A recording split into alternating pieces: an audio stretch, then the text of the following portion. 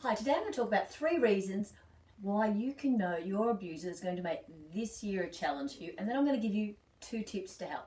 Hi, I'm Sophie from Trident Wellbeing, and I help people have the best life possible.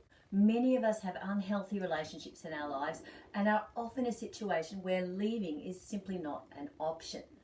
I realise that we have a variety and a varying degree of emotions, and as a result we respond to circumstances and events differently. Many of us know that things in our relationship could and should be better, and may even have tried a whole lot of different strategies. Maybe you've been to counselling together or alone. Maybe you've tried a lot of self-help measures and personal development to try to improve yourself, yet you still feel that you have this huge weight in your chest, anxiety, and possibly even depressive thoughts or depression. If you are dealing with people in your lives that are unhealthy for you, are abusive, possess narcissistic traits, you have to deal with them daily, be they the partner, husbands, wives, relatives, or work colleagues, you may find that the holiday season just exacerbates those feelings of overwhelm and anxiety. Some of you may have had a very real fear and trepidation of what lies ahead for you. Each of us knows that people that have those narcissistic traits that make a time of supposed fun so much more stressful. Already you are probably trying to tie up projects, organise events, gifts, and keep those around you happy. Maybe you're hopeful for a new year and a change in behaviourisms of the abusive person. Perhaps you've even discussed measures together to move forward as a couple. However, when you have someone who has those narcissistic tendencies or even full-blown narcissism in your life, you're going to find that the abuse is not going to reduce. They are not going to pull their heads in for the festive season and make it an especially loving one. They may talk the talk, but rarely will you see them walk the walk. They may even present in public as the most enviable partner in the world, but behind closed doors and at home you get to experience a totally different kind of treatment. The irony here is that you may indeed receive lovely gifts. Narcissists can be quite creative and prolific in their gift giving. The problem is that it can make you feel that sometimes it comes at a price. Not a financial cost, although if you have one of these abusers in your life, you might find that your finances take a hit in ways that you have no control of. But I'll discuss that in detail at another time. Today's vlog is really just to help you prepare for yet another holiday season and the year ahead so that you can experience it differently to the past ones. The thing we know for sure is that abusers rarely change. And by recognising that this year may have elements that are different, it may be a different location, different family members, etc., underlying feelings will not change. You'll be still having that gut feeling of trepidation, cognitive dissonance, and overall anxiety as you try and avoid doing or saying the wrong thing. I've been in situations where if you even had the wrong expression on your face, you're made to feel like you're doing something inappropriate for the situation. Today, I'll tell you how to know why the year ahead is unlikely to be any different.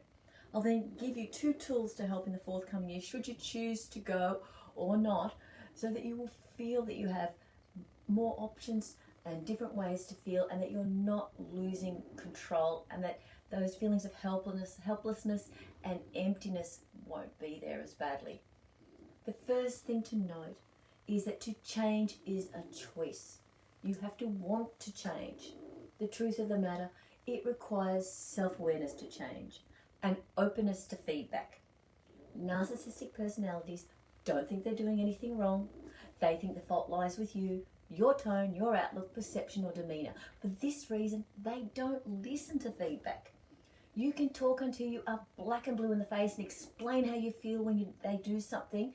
You can use blame-free speak. By this I mean you can discuss your feelings about what is happening, placing no blame or accusations on them, and they will still not validate here, least of all empathise with you. For this reason, you know they will not change. 2, these abusive people are injured themselves. Somewhere along their development, they chose a protective self that's controlling, self-righteous, and without the capacity to be accountable for or have remorse. These traits they developed unconsciously However, before you go feeling sorry for them, and yes, I have worked with many empathetic people that when was explained to them, literally felt sorry for the abuser and then put themselves in harm's way yet again. This, my friend, is not the best option. We all have to take responsibility for our own behaviour and how we treat other people and how we make them feel.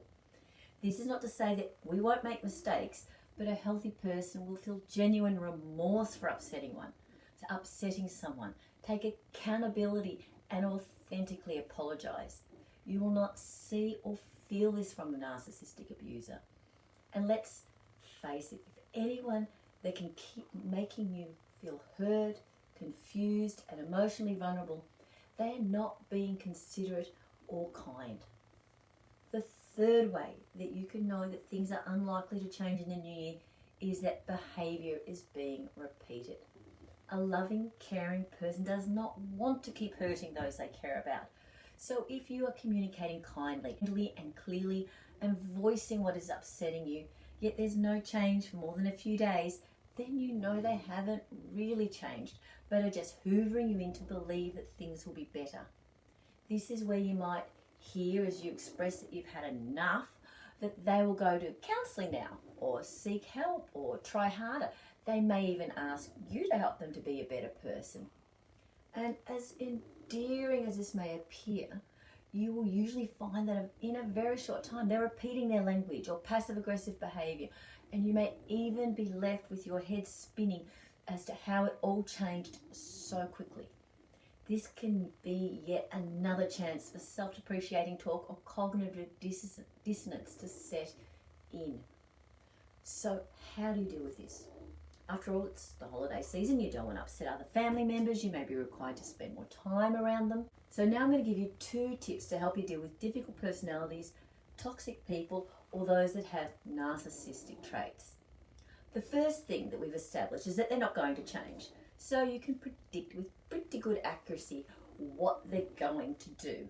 Now, armed with this information, you too have a choice how you behave. You now no longer need to get upset or angry.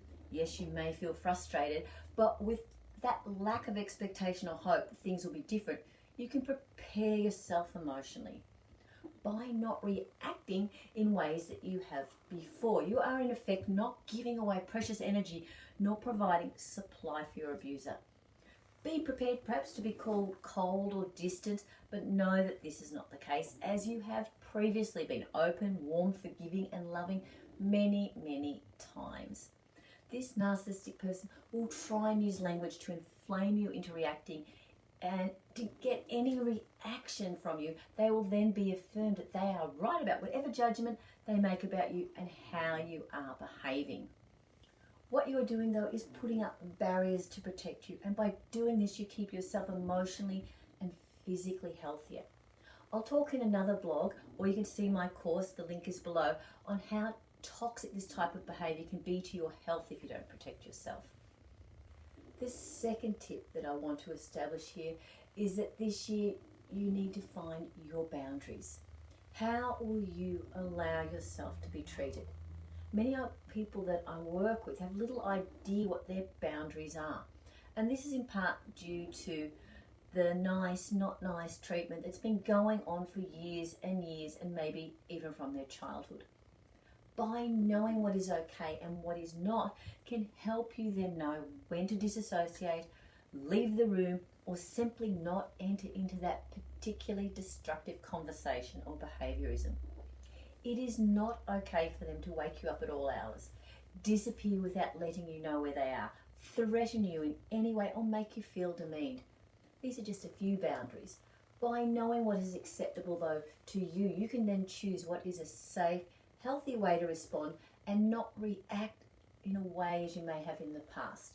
I'll have more on this another time. However, if you feel unsafe, seek help immediately or leave. Do not put yourself or your children or family members in harm's way.